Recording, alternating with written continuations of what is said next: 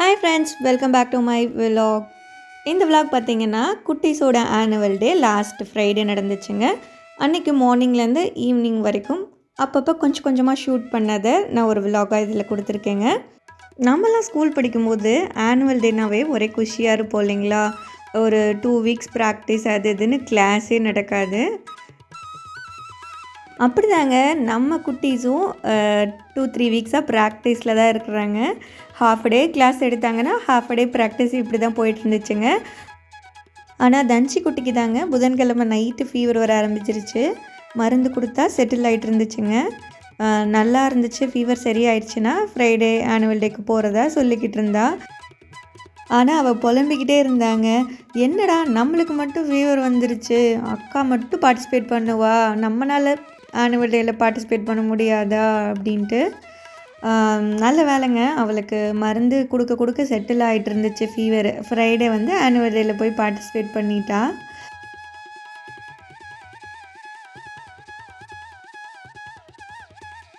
அன்றைக்கி evening annual day அப்படிங்கிறனால குட்டீஸ்க்கெலாம் மதியம் தாங்க ஸ்கூலில் கொண்டு போய் விட்டு ரெடி ஆகிறது தான் வேலை அவங்களுக்கு. அதனால அன்றைக்கி குக்கிங் ஒர்க்லாம் முடிஞ்சதுக்கப்புறமா பக்கத்தில் இருக்க ஃப்ரெண்டு வந்து சில்வர் ஜுவல் ஷாப் பண்ணணுன்னு சொல்லியிருந்தாளுங்க. அதனால் நாங்கள் வந்து ஒரு 11:30க்கெலாம் கிளம்பிட்டோம் நம்ம வள்ளி வெள்ளி மாளிகைக்கு.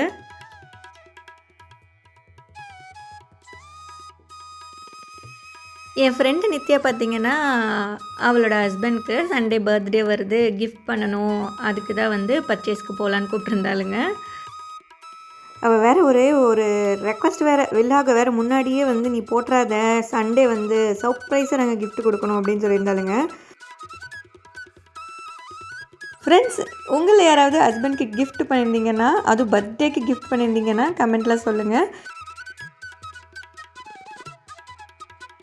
காப்பு கலெக்ஷன் வேறு அவங்க ஹஸ்பண்ட்க்கு என்ன பிடிக்கும்னு பார்த்து சர்ச் பண்ணி எடுத்துகிட்டு இருந்தாலுங்க. ஃபஸ்ட்டு பிளெயினில் பார்த்துட்டு இருந்தா, அடுத்து பார்த்திங்கன்னா இந்த மாதிரி அழகாக வேல் போட்டதை பார்த்து செலக்ட் பண்ணிகிட்டு இருந்தாலுங்க. கடைசியாக பார்த்திங்கன்னா வேல் போட்ட காப்பை செலக்ட் பண்ணிட்டாளுங்க. குட்டீஸ் வேறு நடுவில் கால் பண்ண ஆரம்பிச்சிட்டாங்க, அவங்களுக்கு ஸ்கூலுக்கு கொண்டு போய் மதியம் 1 o'clockலாம் விடணுன்ட்டு. ஒரு வழியாக இன்றைக்கி பார்த்திங்கன்னா சீக்கிரமாகவே செலக்ட் பண்ணிட்டோங்க. நாங்கள் பர்ச்சேஸ் பண்ணிவிட்டு கிளம்பியாச்சு. வீட்டுக்கு வந்து பார்த்தா குட்டீஸ் எல்லாமே திங்ஸ் தேவையானதெல்லாம் பேக் பண்ணிவிட்டு ரெடியாக இருந்தாங்கங்க. அவங்களுக்கு தலை சீவிட்டு ரெடி பண்ணி கொண்டு போய் ஸ்கூலில் விட்டாச்சுங்க. அன்றைக்கி குட்டீஸ் பார்த்திங்கன்னா ரொம்ப ஈகராக வந்துட்டு ரெடி ஆகிட்டு வந்திருக்காங்க. ஏன்னா இன்றைக்கி என்னென்ன ஜுவல்ஸ் போட்டுவிட போகிறாங்க, ட்ரெஸ்ஸுக்கு மேட்சாக மேக்கப் பண்ண போகிறாங்க அப்படின்ட்டு 2 பேருமே டான்ஸில் இருக்காங்க. அவங்கவுங்க டான்ஸ்க்கு ஏற்ற மாதிரி அந்தந்த கிளாஸ் ரூமில் வந்து விட்டுட்டு கிளம்பியாச்சுங்க. அதுக்கப்புறமா ஈவினிங் நாங்கள் ஒரு 5 o'clockலாம் ஸ்கூலுக்கு போகிறதுக்கு கிளம்பிட்டோங்க.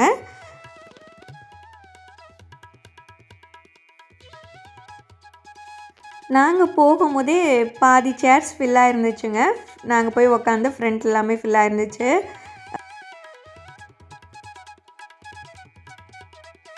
ஃபஸ்ட்டு கொஞ்சம் நேரம் எல்லா ஆனுவல் டே மாதிரி ஸ்பீச் போயிட்டு இருந்துச்சுங்க. அப்புறம் டாப்பர்ஸ்க்கெலாம் அவார்ட் கொடுத்தாங்க. எக்ஸ்ட்ரா கரிக்குலர் ஆக்டிவிட்டீஸில் அச்சீவ் பண்ண ஸ்டூடெண்ட்ஸ்க்கு எல்லாத்துக்குமே வந்து அவார்ட் கொடுத்துட்டு இருந்தாங்கங்க. எல்லாருமே ஈகராக வெயிட் பண்ணிகிட்டு இருந்த கல்ச்சுரலும் ஸ்டார்ட் ஆச்சுங்க. ஸ்டார்டிங் பார்த்திங்கன்னா ஃபஸ்ட்டு சாங் எப்போவுமே வந்து டிவோஷ்னல் சாங்காக தாங்க இருக்கும். ஆமாங்க, இங்கே வந்து விநாயகர் சாங்குக்கு தான் ஃபஸ்ட்டு வந்து டான்ஸ் பெர்ஃபார்ம் பண்ணாங்க.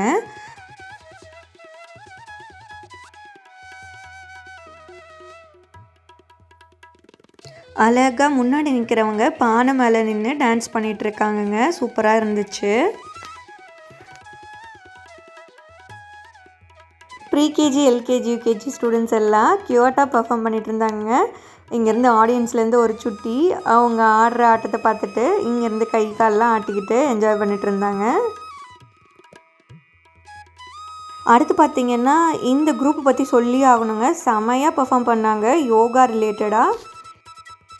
இந்த ஒரு குச்சியில் ஒரு 3-4 பசங்க ஒவ்வொரு பொசிஷனில் அழகாக இதில் வந்து நின்றுட்டு இருந்தாங்கங்க. செமையாக பண்ணாங்க.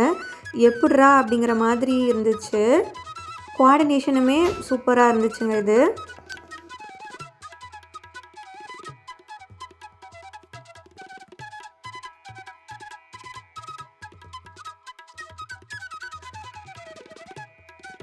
அடுத்தது பார்த்திங்கன்னா நம்ம தன்ஷிக்குட்டி டான்ஸ் தாங்க, கோவா டான்ஸ் அப்படின்னு சொல்லிட்டு.